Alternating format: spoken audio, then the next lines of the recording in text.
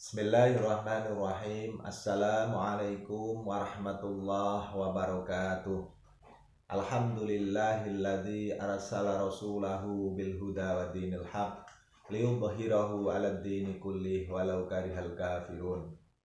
Asyhadu an la ilaha illallah wahdahu la syarikalah wa asyhadu anna Muhammadan abduhu wa rasuluh la nabiyya ba'dah. Allahumma shalli wa sallim wa barik ala sayyidina Muhammadin wa ala alihi wa sahbihi ajma'in, amma ba'du. Seluruh mahasantri yang dirahmati Allah subhanahu wa ta'ala, alhamdulillah pada hari ini kita semua masih diberi kenikmatan yang tiada terkira, kenikmatan yang tidak bisa kita hitung saking banyak jumlahnya. Di antara sekian banyak kenikmatan, ada kenikmatan yang paling agung, kenikmatan yang paling besar bagi kita semua, yakni kenikmatan iman dan Islam. Seluruh mahasantri yang dirahmati Allah subhanahu wa ta'ala, ada juga kenikmatan yang sering kali kita lupakan, yakni kenikmatan sehat dan kesempatan. Dan alhamdulillah pada hari ini kita semua diberi kenikmatan yang saya sebutkan itu tadi. Maka sudah selayaknya kita terus bersyukur kehadirat Allah subhanahu wa ta'ala atas seluruh nikmat yang diterimakan kepada kita semua. Shalawat salam kita haturkan kepada suri tauladan kita, baginda Nabi besar Muhammad sallallahu alaihi wasallam, yang tentunya kita semua menunggu-nunggu, menanti-nanti syafaatnya fi yaumi hada ila yaumil qiyamah. Seluruh mahasantri yang dirahmati Allah subhanahu wa ta'ala, kita melanjutkan kajian kita kitab Qurratul Uyun, yang pada kesempatan hari ini kita sampai kepada fadilah, keutamaan fadilah sholawat dan sekaligus keutamaan Nabi kita Muhammad sallallahu alaihi wasallam dibanding dengan makhluk yang lain. Baik, seluruh mahasantri yang dirahmati Allah subhanahu wa ta'ala, langsung saja kita bacakan kitab dari Qurratul Uyun tersebut. Bismillahirrahmanirrahim. Wa fi hadithi Abdullah bin Umar bin As, dan di dalam hadisnya Abdullah bin Umar bin As radhiyallahu anhuma, mauqufan, man shalla ala nabi sallallahu alaihi wasallam, barang siapa yang membaca sholawat kepada Nabi Muhammad sallallahu alaihi wasallam wahidatan, sekali saja, sallallahu alaihi wa malaikatuhu, maka Allah akan mengucapkan salam baginya, bagi orang yang membaca sholawat tadi, wa malaikatuhu, sekaligus para malaikatnya, biha, hanya karena membaca satu sholawat saja, sab'ina sholatan, orang tadi diberi sholawat 70 kali sholawat oleh Allah Ta'ala dan oleh para malaikatnya.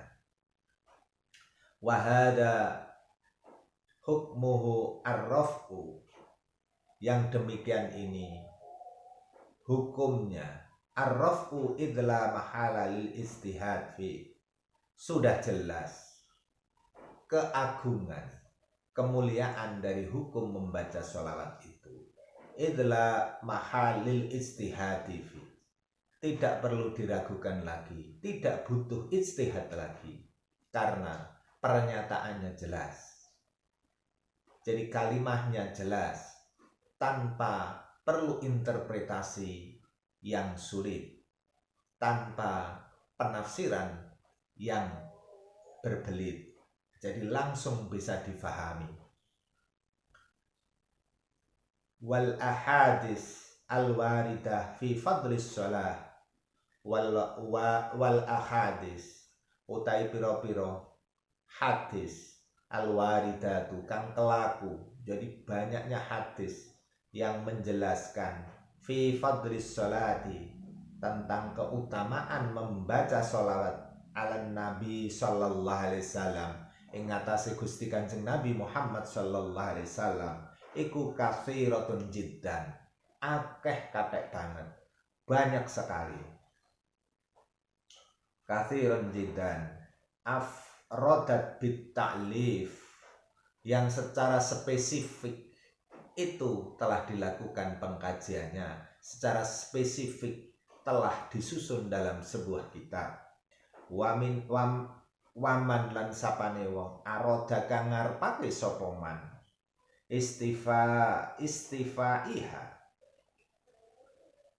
mangerteni maring keutamaane, ngerteni keutamaane sholawat ing atase Gusti Kanjeng Nabi, fa alaihi mongko wajib ing atase wong mau, disarankan oleh sang pengarang kitab ini, orang yang ingin mengetahui keutamaan sholawat kepada Nabi, orang tersebut dianjurkan bituhfatul ahyar, untuk membaca kitab Tuhfatul Akhyar, untuk membaca buku, jadi risalah Tuhfatul Akhyar fi fadlis sholati ala nabi al-mukhtar, ing dalam keutamaane sholawat ing ngatasi Gusti Kanjeng Nabi al-mukhtar kang pinilih. Lil Imam Ar-Rassaq, yang dikarang, yang disusun oleh Imam Ar-Rassaq rahimahullah. Qauluhu ala imamir rusul, dawe Ibnu Yamun, ala imamir rusul, ing ngatasi imame para utusan kabeh. Ai afdaluhum, ya tegese utamane makhluke Allah Ta'ala. Jadi Gusti Kanjeng Nabi itu adalah seutama-utamanya makhluknya Allah Ta'ala. Wa akramuhum, lan uga sak mulya-mulyane kawulane Allah Ta'ala, makhluknya Allah Ta'ala. Wa ashrafuhum, lan sak unggul-unggule makhluke Allah Ta'ala, itu Nabi Muhammad sallallahu alaihi wasallam.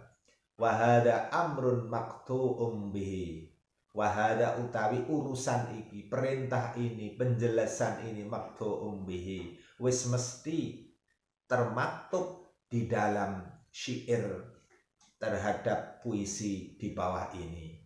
Nabiyuna asyrafu bil atbaqi min kulli mahlukun alal idlaqi.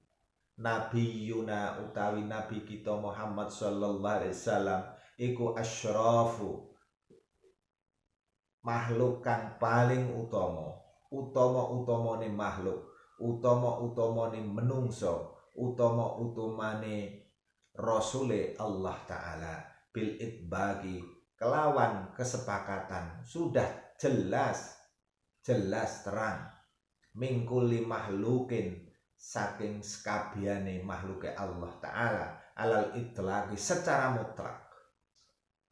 Jadi Nabi Muhammad itu adalah semulia-mulianya makhluknya Allah Ta'ala, dibandingkan dengan manusia yang lain, dibandingkan dengan apa saja dibandingkan dengan malaikat, dibandingkan dengan para rasul yang lain, para nabi yang lain.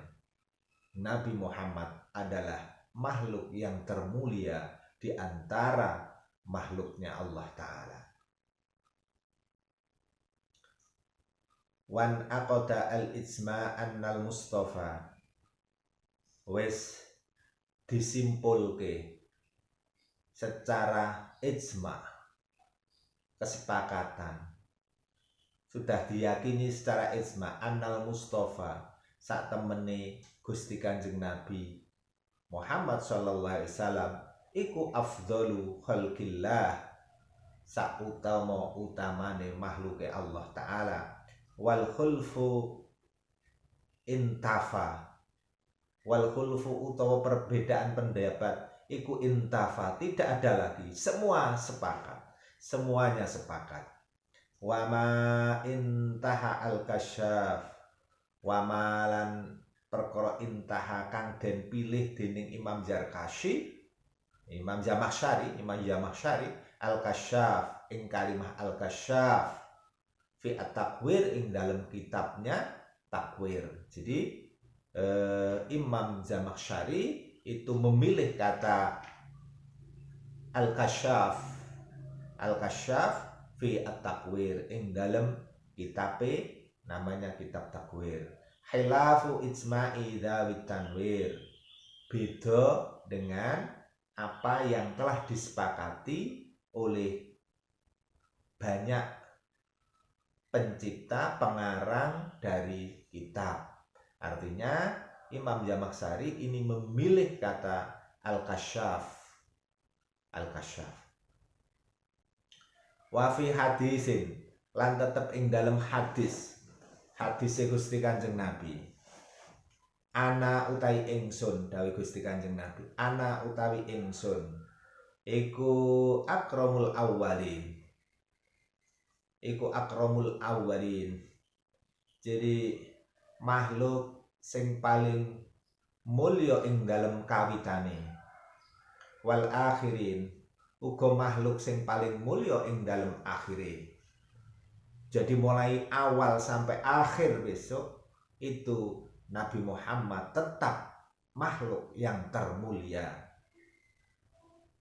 Ala Rabbi wala fakhr, mungguh Gusti Allah, mungguh Allah Ta'ala. Jadi Nabi Muhammad adalah seutama-utamanya makhluk Allah Ta'ala, yang mungguh Allah Ta'ala, menurut Allah Ta'ala. Wala fakhr, lan ora ono kesombongan ing ngatasé Gusti Kanjeng Nabi. Jadi biarpun beliau itu sehebat-hebatnya makhluk, seutama-utamanya makhluk, semulia-mulianya makhluk, tapi beliau sama sekali tidak memiliki sikap sombong. Seluruh masantri yang dirahmati Allah Subhanahu wa Ta'ala, salah satu bentuk kelemahan kita adalah kita jelas belum memiliki keutamaan apapun, belum memiliki kelebihan apapun, tetapi kadang-kadang kesombongan sudah lahir di dalam hati kita. Yang sepantasnya sombong itu hanya milik Allah Ta'ala. Kita sebagai makhluknya tidak pantas dan tidak ada tempat di dalam diri kita untuk melakukan sifat sombong ini, untuk berperilaku sombong. Jadi mari kita bersama-sama senantiasa mengingatkan pada diri sendiri, pada orang lain, untuk tidak melakukan perbuatan sombong ini, atau harus menghindarkan sejauh-jauhnya sifat sombong itu dari dalam diri kita. Wa ana sayyidu waladi Adam, wa ana utai ingsun iku sayyidu waladi, dadi tuane, dadi bendorone waladi Adam, putrane Nabi Adam. Ateges Nabi Muhammad ini merupakan bendoro, merupakan tuane para menungso kabeh. Maka di dalam bacaan sholawat kita sering kemudian menambahkan kata Sayyidina. Allahumma sholli wa sallim ala Sayyidina Muhammad.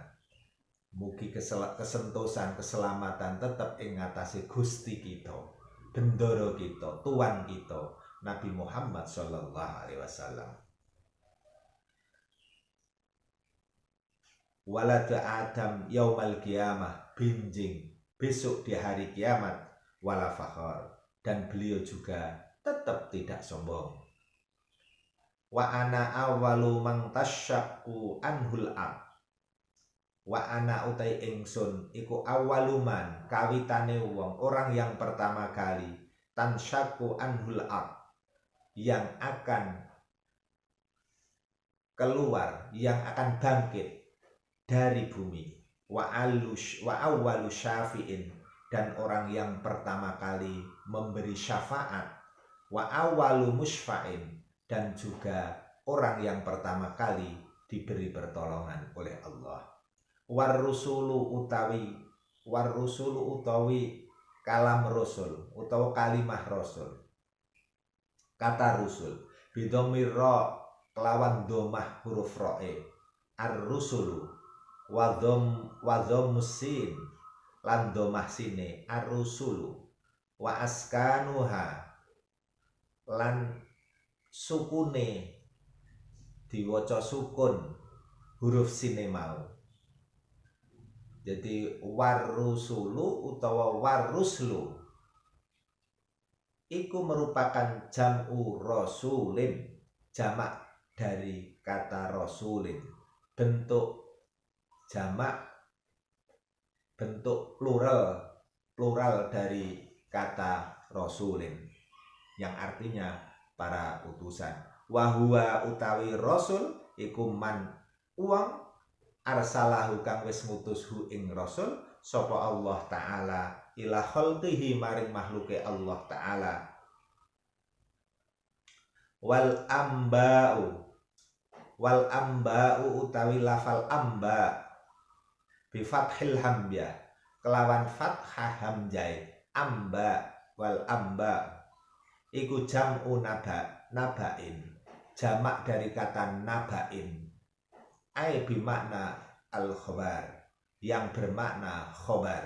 Jadi amba jamak dari nabaun, nabaun bermakna khobar atau kabar atau berita. Wahwa ala hadfi mudhafin, wahwa utawi kata amba itu ala hadfi mudhafin, buang mudhafi, ai wa ala imamu dzawil amba. Mugimu tegese asalnya adalah wa ala imami dzawil amba, lan tetep ing ngatasé imame wong kang duweni banyak berita, kabar berita. Wahum utawi wong kang duweni banyak kabar berita adalah al-anbiya, para nabi kabeh. Jadi orang yang memiliki banyak kabar berita dari Allah Ta'ala itu disebut anbiya, disebut nabi, jamaknya anbiya. Alaihimus salatu wassalam, mugi sholawat salam tetep ing ngatasé para nabi kabeh. Wal kalamu utawi ucapan ala haqiqatin nabi, ing ngatasé hakikate nabi lan rasul, war rasuli wa ma yata'allaqu biha, lan perkara kang berhubungan sesambungan biha kelawan nabi lan rasul, syahirun wis akeh banget. Jadi pembicaraan tentang nabi, pembicaraan tentang rasul itu sudah banyak yang menguraikannya, sudah banyak yang menjelaskannya. Falanuti lubihi, maka tidak akan kami perpanjang lagi pembahasan tentang nabi dan rasul ini.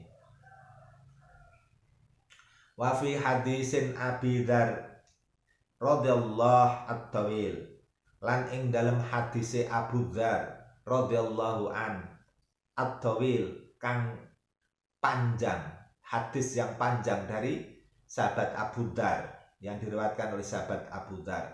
Qala wis dawuh sapa Abu Dzar, qultu dawuh sapa ingsun, kata Abu Dzar, ya Rasulullah, wahai Rasulullah, wahai utusan Allah Ta'ala, kamil anbiya, ada berapa jumlah keseluruhan para nabi itu? Qala, kemudian Gusti Kanjeng Nabi Muhammad sallallahu alaihi wasallam menjawab, mi'atu alf wa arba'atu wa ishruna alfan. Ada 124.000 nabi. Jadi totalnya para nabi di dunia ini, mulai Nabi Adam sampai Nabi Muhammad sallallahu alaihi wasallam, itu berjumlah 124.000. Maha santri yang dirahmati Allah subhanahu wa ta'ala, betapa banyak sesungguhnya para nabi itu jumlahnya. Dan dari sekian yang banyak itu kemudian ditanyakan oleh Abu Dzar, fakultu, mongko banjur matur sopo Abu Dzar mau, sahabat Abu Dzar, ya Rasulullah, hai Rasulullah, fakamir rusul min dalik, dari 124.000 itu kemudian ada berapa yang diangkat menjadi rasul? Kemudian Nabi menjawab, qala salasu mi'atin wa salasatu asyara jam'an ghafiran. Dari 124.000 nabi itu ada 300 salatu asyar jam'an wa salatu mi'ah, 313 rasul. Dari 124.000 nabi itu ada 313 rasul. Qultu, kemudian Abu Dzar, sahabat Abu Dzar menanyakan lagi, macam ghafir, on golongan ingkang kathah menika napa mawon. Jadi jumlah yang banyak niku napa kemawon ya Rasulullah. Kemudian qala katsiru tayyib, dawuh Gusti Kanjeng Nabi, akeh-akeh yo apik-apik kabeh. Para nabi, para rasul iku apik-apik kabeh. Qultu man kana awwaluhum. Kemudian Abu Dzar bertanya lagi kepada Nabi, man kana awwaluhum, siapa yang pertama di antara mereka itu?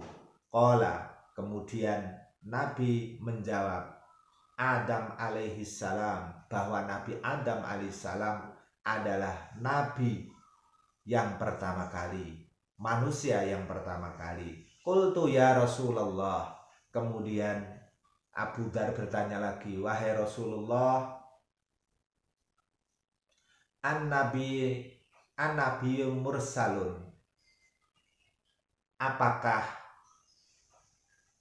Nabi Adam itu merupakan rasul juga? Di samping Nabi, apakah beliau itu rasul juga? Dawe Gusti Kanjeng Nabi, qala na'am, iya, beliau itu, Nabi Adam itu adalah nabi sekaligus rasul. Khalaqahullahu biyadihi, di mana Allah telah menciptakan dengan tangannya sendiri, jadi dengan zatnya sendiri. Wa nufikha fihi mir ruhihi, kemudian meniupkan ruhnya ke dalam diri Adam itu. Wa siwahu qoblan, sementara yang lainnya gitu, dibanding dengan yang lainnya, dia itu adalah yang pertama kali diciptakan. Tsumma qala, kemudian Rasul melanjutkan penjelasannya kepada Abu Dzar, ya Aba Dzarrin, wahai Abu Dzar, arba'atu suryaniyun, ada 4 rasul, 4 nabi yang berketurunan Suryani. Mereka adalah Adam, Syes, jadi Nabi Adam, Nabi Syes, Wahanuh, dan Nabi Hanuh, Wahua Idris. Nabi Hanuh itu nama lain dari Nabi Idris.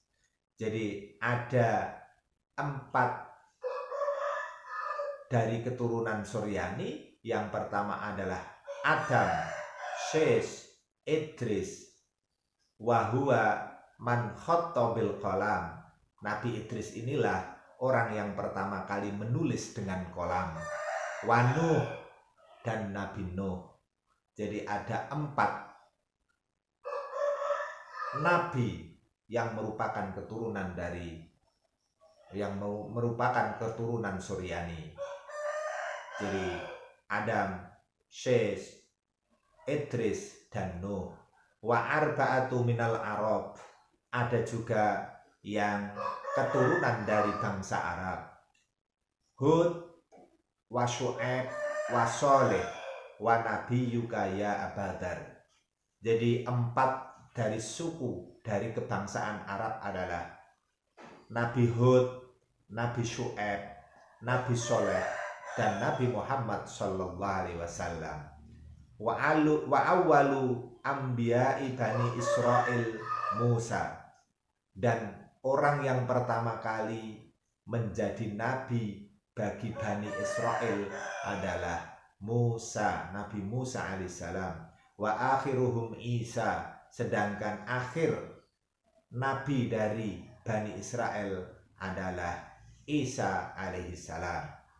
Wa awwalur rusulu Adam. Utawi kawitane utusane Allah, Rasul, yang namanya Rasul itu adalah Adam. Wa akhiruhum, sing dadi pungkasane para rasul kabeh, yaiku Muhammad sallallahu alaihi wasallam. Jadi Nabi Muhammad adalah rasul yang terakhir. Sedangkan rasul yang pertama adalah Nabi Adam alaihi salam. Seluruh masantri yang dirahmati Allah subhanahu wa ta'ala, berkaitan dengan penjelasan Nabi dan Rasul ini, perlu saya tegaskan bahwa keduanya adalah merupakan utusan dari Allah subhanahu wa ta'ala. Keduanya adalah orang-orang terpilih dan memang memiliki hati yang suci dan memang pantas dan sekaligus disiapkan oleh Allah subhanahu wa ta'ala sebagai orang-orang yang akan membawa berita untuk umatnya. Jadi memang mereka memiliki sifat-sifat tabligh, sifat-sifat berani menyampaikan kebenaran, berani menyampaikan perkara yang hak, dan berani sekaligus menyampaikan hal-hal yang batil. Seluruh masantri yang dirahmati Allah subhanahu wa ta'ala, selama ini terkadang kita memahami bahwa Nabi itu adalah orang yang dipilih Allah subhanahu wa ta'ala, diberi wahyu oleh Allah subhanahu wa ta'ala, tetapi tidak memiliki kewajiban untuk menyampaikan kepada umatnya. Ini saya kira, keterangan semacam ini saya kira tidak tepat. Karena apa? Karena kata Nabi itu sendiri adalah dari kata naba'a, yang berarti berita, sebagaimana penjelasan dalam kitab itu tadi. Jadi yang namanya Nabi tentunya adalah orang yang membawa berita, yang kemudian berita itu pasti akan disampaikan kepada umatnya. Nah, berita apa itu? Ya tentunya wahyu dari Allah subhanahu wa ta'ala. Sementara Rasul juga seorang orang yang dipilih oleh Allah subhanahu wa ta'ala, dipersiapkan oleh Allah subhanahu wa ta'ala untuk kemudian diberi wahyu oleh Allah Subhanahu wa taala dan diperintahkan untuk tabligh, untuk menyampaikan kepada umatnya. Sehingga antara nabi dan rasul ini sama-sama memiliki misi menyampaikan wahyu dari Allah Subhanahu wa taala kepada hambanya, kepada umatnya. Kemudian sisi perbedaan di antara keduanya, lalu apa sisi perbedaannya? Yang pertama adalah dari sisi etimologi, dari sisi kebahasaan. Jadi kalau nabi itu kata nabi itu sang pembawa berita, naba'a. Jadi orang yang membawa nabi itu orangnya isim fa'il, orang yang membawa berita. Sementara kalau rasul itu adalah utusan. Jadi utusan dari Allah Subhanahu wa taala itu secara etimologi. Sementara secara terminologi antara nabi dan rasul, selama ini kita pahami nabi itu mendapatkan wahyu untuk dirinya dan tidak wajib untuk disampaikan kepada umatnya. Sementara kalau rasul ini mendapatkan wahyu dan wajib disampaikan kepada umatnya. Nah, pengertian semacam ini sesungguhnya membawa bias bagi kita. Bagaimana mungkin seorang nabi itu tidak menyampaikan kabar berita atau wahyu dari Tuhannya? Oleh karenanya, lebih tepat sekiranya kalau kita fahami bahwa antara nabi dan rasul ini berbeda dalam hal cakupan wilayah atau waktu. Syariat yang dibawa oleh para nabi dan rasul itu yang kemudian diterapkan dan disampaikan oleh umatnya. Jadi ruang lingkupnya, luas wilayahnya, ini mungkin yang membedakan antara nabi dan rasul, sekaligus masa berlakunya syariat yang dibawa oleh nabi dan rasul. Tentu rasul memiliki wilayah yang lebih luas, tentu rasul memiliki wilayah yang memiliki waktu yang lebih lama penerapan syariatnya itu tadi.